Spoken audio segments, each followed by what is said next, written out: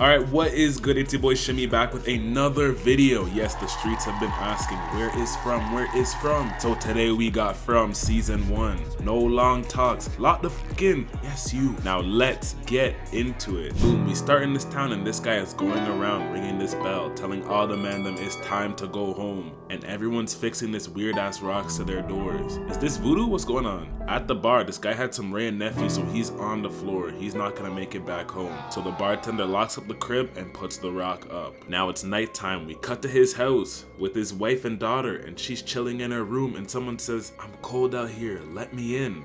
Huh? It says it's me, grandma. How the hell did grandma get up there? The mom comes in and she says, "Don't let her in." But the little girl lets her in anyway, and it attacks? Yeah, what are these? Are these shapeshifters or something? Now we cut to this family and they're on a little road trip in the RV. Meanwhile, back in town, the next day, they show the drunk man his family and it's not looking good. They got destroyed. Back to the family, they're still driving and they get to this tree in the road and then crows start appearing near them. Yeah, see, that's never a good sign. So they get back in the RV and they cut. They drive, but they don't see no exits and they get to the town while they're doing a funeral for those two people. Jim, the pops, he gets out the whip and he says, do y'all know how we can get out of this weird ass town? Boyd tells him, yeah, just keep driving up the road and you should be blessed. So after that, they just keep driving, but then they get back in town. The hell? They ask Shorty this time, they're like, "Do you know how to get out of here?" But she looks at them and just keeps walking. So this time they spin the whip around and try to go the other way, but there's a car in front of them this time. They're gonna ask them for help, but the other driver's driving crazy. So Jim has to dodge them and they end up crashing into the ground. Everybody's cooked. But we look at Ethan and the man has a stick coming out of his leg. Nah, bro. The guy in the other car gets out and he goes to Boyd and says, "We need some help. The man crashed back there." With that, Boyd rounds up some people. They get to the RV and they start getting people out one by one. Christy, the doctor, shows up and she says, "Yeah, we might be cooked. I'm gonna need at least an hour to get that table out of that kid's leg." But they only got 40 minutes of daylight left. Boyd says, "Aight, fuck it." He brings out his voodoo rock and says, "Let's fix the you up in the car." Back to the hospital, the other driver wakes up. He starts going crazy. Shorty's like, "Don't worry," and then she kisses him. What's going on? And then she stabs the man in the neck. See, you have to watch out for these gal, man. Now in the RV, only Jim stays with Christy and Boyd, but it's nighttime and they start showing up to the RV. Are those even people? One of them says, "Is everyone okay in there?" Jim's like, "Oh, they came back. Let them in." Hey, wait, what are we waiting for? Boyd tells him, "We can't do that." He's not listening, so Boyd grabs him and says, "Listen, boy, those are not people. Now chill out." We cut to Megan and everyone else and they're running to Colony House. But homie at the door does not want to let them in. They look to their side and they just see someone wave at them. He says, "Julie, do you recognize me?" Kenny busts out the switch and shoots, but it does nothing to him. But luckily last minute Donna lets them in. Now in the RV, everyone's starting to crash out because they can hear them moving on the roof. They lock in and they finally get the table out of the kid's leg. Now we move to Donna and she tells Tabitha, "Yeah, everyone here has been right where you have been. We all got stuck. And those things you saw, yeah, they want us all dead, but this is just fun for them." Now we cut to this doctor and Kenny's pops, and she puts him to bed. She goes in the other room and just sees the guy dead on the table. So she's like, "I gotta get out of here." She goes to the front door, but it's wide open and two of those things are there. Nah, man. Now it's the next day and everyone gets rescued. And they get to the hospital and Kenny just sees the nurse dead and his pops dead too. Damn. Now the other guy who was in the car crash finally wakes up and Donna goes to explain everything to him. Bro says, "So you're telling me that there's monsters that look exactly like humans and they come to attack us? Yeah, you guys smoke or something? Like, what's going on?" But he thinks his friend just set all this up for him. Now we move to Jim and the priest and he's about to show them their new crib. And Jim's like, "Hold on, what is that box over there?" "Oh, that? We put in there who don't follow the rules and get their people killed." Yeah, see, love. They get in the crib and they don't even clean the place up. What is going on? Like, at least take the blood out. Now Ethan goes outside and he meets this guy Victor. Ethan's like, "Yo, what are you doing?" But he tells him, "Go away, little bro." Before he leaves though, Ethan says, "Have you seen the boy in white? He lives out here." Basically, he's been seeing some boy in white waving at him. Nah, if it's one of those monsters though, I'ma be pissed. Now it's time for them to choose their houses, and everybody picks living in town except Julie. She wants to go live at the colony house, and all they really do there is just crack. Now Jade shows up and he still don't believe what's really going on, so Kenny says, alright, let me show you something. And he shows him his dead homie and he finally bags it. This is real. Now it's nighttime and they put Frank in the cage. He looks out and they start swarming him. She kinda bad though. Frank turns around and then they grab him. We go in the past and we see a young Victor in this town. Now in the present, the man drew a picture of Julie while she was sleeping. Yeah, see, something's not right here. Now Boyd goes to the cage and Frank is really gone and he's gotta clean that mess up. The priest sees this and he's like, damn, they really got him bad, eh? You're the one who wanted him dead. We move to Victor and he's talking to Ethan at the diner and he shows him a picture of the boy in white. He's like, is this him? Before he can get an answer, Jim shows up and says, hey, stay the hell away from my boy, and he throws him out. Now Kenny shows Jade where everybody came from who's in this town. They got some people from Texas, Wyoming, Canada. I'm joking, but they all ended up here. Jade's like, no, that ain't even possible. So he grabs the radio and goes to figure it out. This Victor guy shows up at Ethan's house and he's like, we gotta find the boy in white. I don't know if that's a good idea. But Victor says, nah, we have to. This is a quest. So they leave. They walk in the forest and they actually see him. Then Victor starts crashing out. He starts remembering shit. Jim shows up and he says, hey, didn't I warn you about my boy? But Victor pulls out the switch. He's not about to get beat up again. Victor actually remembers when he was a kid, everyone was there dead. But it was just him and the boy in white. As a parent though, seeing some old man keep taking your kid must be crazy. We cut to the diner and the whole family is eating. But Sarah's arm starts to get a scar and it says, kill the boy? What is going on? Outside, Victor's digging up holes and everyone's like, gang, what are you doing out there? But he says, I'm just trying to get ahead this time. Damn. Now the next day, Sarah goes to the Matthews house and she plays with Ethan outside. She's like, let's go see the goats and chickens at the farm. It's just down the street. They go and she says to Tabitha, yeah, there's something in this dark barn that you should really see and I definitely won't lock you up in there. Tabitha's like, all right, bet, let's go in. She goes in with her, opens this door, and she pushes Tabitha in and shuts it. At the same time, Nathan told Father Khatri about Sarah and he tells her, okay, go look for her. Back to Sarah, she goes to Ethan and says, don't worry, I really with you. You can really save everybody here. She goes to cut him, but Nathan shows up and says, don't do it, let him go. Ethan kicks her and runs away, and Nathan grabs her, but she cuts his neck by accident, and the man starts bleeding out. He's dead. We move to Father Khatri and he finishes up church service. He goes downstairs in the basement and we just see Sarah tied up down there. Is this guy an op? Now Boyd's thinking, he's like, you know what? I'm just gonna take these voodoo rocks, go out in the forest and see what's really guaning out there. Cause we can't keep doing this. People are dropping like flies now. Kenny says, you're just trying to die, aren't you? You're not going out there to save anybody. Now Jim's taking apart this lamp and there's no wire and the plugs don't even make sense either. So with that, him and Jade team up and they try to get an antenna high enough to get a signal so they can talk to someone. Back to Father Khatri, he says, you're wondering why he's still alive, right? Nathan told me you hear voices.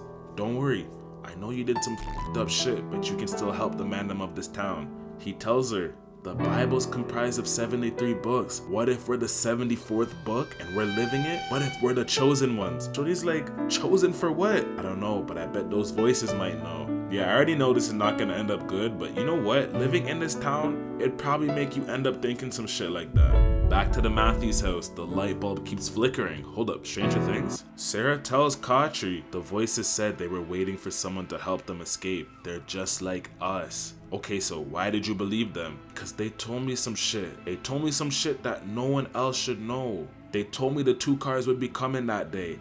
And they said that Young Thug would be a snitch. And they told her if she killed the people in the car, everyone would be safe and they could go home. Okay, so how do we go home? Shit, I don't know. And you're sure they were telling the truth? She just starts crashing out again. She says, they want me to show you something. She draws on this paper and gives it to him. They said they watched you the day you got here, and they watched you bury that bag. This is proof. The man can't even believe what's happening right now. Jim goes to the basement and he sees Tabitha digging in the ground. She's like, there's no power lines, the cords just go down. So she's trying to figure out where they lead to. Maybe that can be a clue. Now it's the next day, and the colony house is having a little party for Fatima. They do a speech about how happy they are, and they all go turn up. And this one girl says happy anniversary and kisses her. Doesn't she have a man? Julie sees this and she goes and asks her if she can kiss her too. But Fatima's like, nah, we don't really do that kind of stuff around here. And she runs away. Now Father Khatri goes to talk to Boyd. He says, I buried this bag the day I arrived here. Oh, and I have Sarah tied up in the basement of the church. He pulls out the blick. He says, tell me you're lying. You made Frank die, but she's good? He says, listen,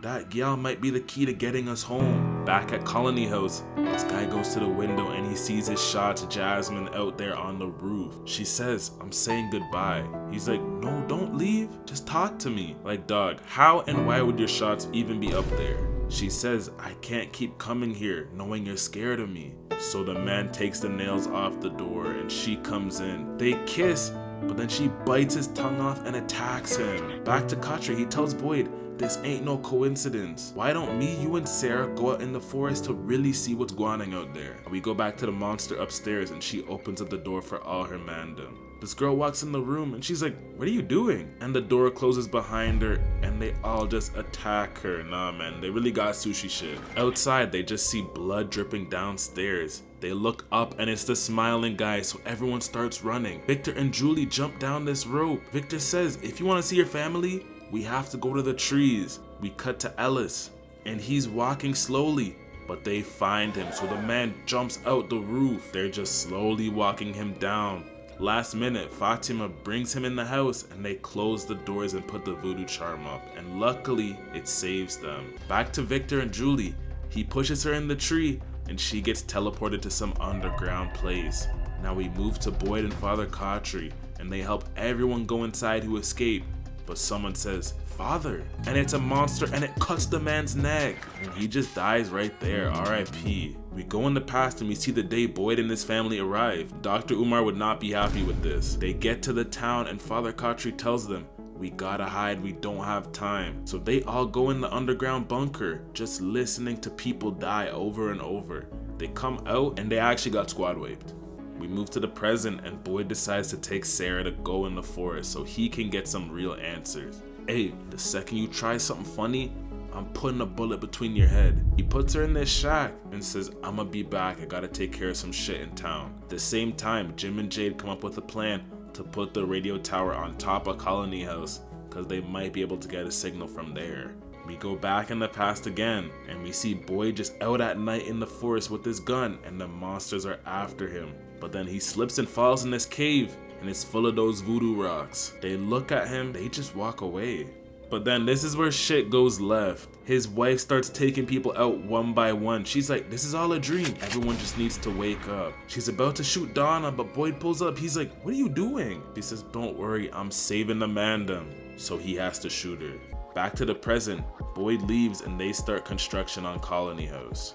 Now in the forest, Sarah tells him the voices told her if she didn't kill that boy that her brother would die and everyone else would too. And her bro really did die. No way these voices are good people though, I don't care. Then they start hearing the sound and they keep going towards it and it's these bottles on a tree. So Boyd goes to take one down and Sarah starts crashing out again.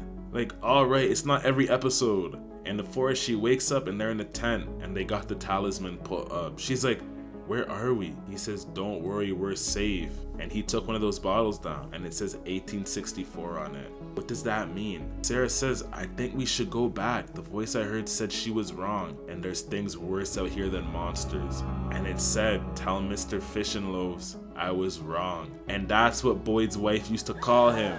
Then they just start hearing noises outside their tent and the tent starts moving all around. Boyd says, where's the talisman? He puts it back up. She's like, we should not have come here. It's finally daytime and their tent is actually destroyed. So they dead could have got them right there if they wanted to, but they just moved them somewhere. They get out the tent and there's spider webs everywhere. They keep walking, but Boyd hears something. He runs to the voice and he just sees his wife in webs and she grabs him. Yeah, this is crazy. Now back in town, everyone's working together to get the tower on Colony House. And it's almost done. with Boyd and Sarah, it's starting to get dark out, and he starts to lose it because there really is no way out. They've just been walking. We go back to town. They get the radio on top, and everyone's like, yes, we're really about to do this. They turn all the lights on and turn on the radio, and they start getting a signal. Everyone's cheering, but then a storm is coming too. They should have just done this the next day. Boyd and Sarah keep moving, and they hear another horn, so they keep following it, and it's a lighthouse. Now Jim starts doing an SOS call on the radio. He says, can anyone help us? But the storm's coming faster and faster. They really gotta get inside. But someone finally answers. Yo, is someone there? Jim says, yes, we're here. We ain't got much time. He says, is this Jim? Huh? Jim Matthews? Your wife shouldn't be digging that hole, Jim. So Jim stops what he's doing. He starts running to his house. We cut to Tabitha, and the ground starts to break and she falls. She gets up and she sees where the wires end, but Victor is here too. He says, the boy in white said he would come. We have to go. And we just see drawings on the wall down here. Back to Boyd. The boy in white tells them, get in the tree, you'll be safe. So he goes in and he just gets stuck in this chimney. At the same time, a whole nother bus shows up. Yeah, we're done. We're done. Alright, that's all for this episode. Make sure to like, subscribe, comment down below. Let me know what you thought about From. If you liked it, if you didn't like it, let me know if you want to see a season 2, because I can get on that right now. And yeah, we're about to go crazy. Let me know what else you want to see. Right now we have The Boys. Probably gonna drop a Boys video soon. We got Get Out, we got Dairy. Probably drop Dairy next, to be honest. Probably next week. And then, yeah, we're gonna go crazy from there. Also, if you haven't noticed, we haven't posted on the main channel. Unfortunately, we can't post for about a month, not gonna lie, because I got another strike. And if I get one more strike after that, the channel's done. So I just have to take the month off. And we're just gonna be on the second channel going crazy. Unfortunate, but listen, we're so close to 100K. It doesn't even make sense for me to risk that. It's not a good risk at all. So yeah, we're gonna be off for the month. No post, sadly. But we're still gonna be on here going crazy, and I'm gonna be stacking up videos for the second channel. Like, we got a Tokyo Ghoul in the works, we got a Soul Eater in the works, probably gonna get a Reborn in the works, and we're just gonna go mad. So when I come back, it's gonna be a dirty comeback, like a dirty one, like stinky, disgusting, you know what I mean? But yeah, appreciate all y'all boys and girls for still supporting me, still following me. If you still want to look at some anime, go check out the other channel, because I have videos. I have so much videos. So yeah, go check that out. See if there's something that you like for your boy. And yeah, appreciate you guys for real. We're so close to 100K. And when I get that 100K, it'll be the best feeling in the world. But yes, catch y'all boys and girls in the next video next week. Peace.